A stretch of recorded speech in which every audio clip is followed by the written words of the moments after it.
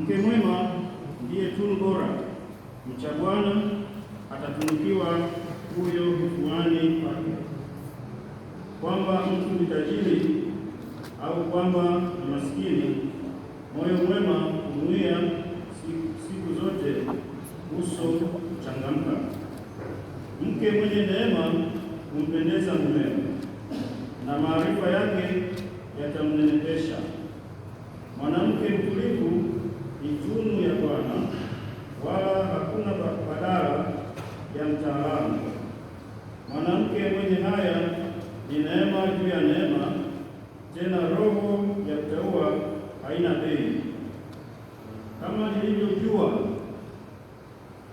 kunapopambazuka katika mahali pa Bwana palipo juu sana, ndivyo ulivyo uzuri wa mke mwema katika madaraka ya nyumbani mwake. Neno la Bwana.